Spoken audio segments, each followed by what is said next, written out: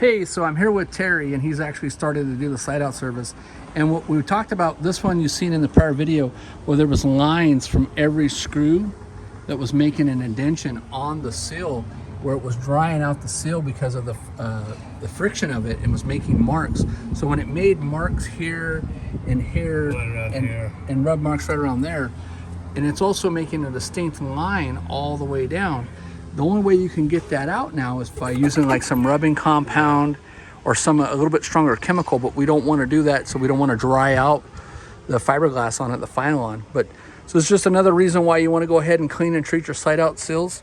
As you can see, the product is still dripping down. It comes out again like a spray mousse. So he's applied the first coating on it and just basically let it spray in and absorb into the seal. Then he'll go back, wipe it down, and then spray another coat. And again, this is a anti-friction, anti-static, because we don't want it to build up static when it's sweeping on the sides of the coaches or on the top of the roof or even underneath the bottom. But we want it to, it's a UV protectant, it's a water repellent, it's a friction and static. So it's, better to go ahead and take care of this instead of letting things over time turn up to be a lot worse. Thanks so much for watching.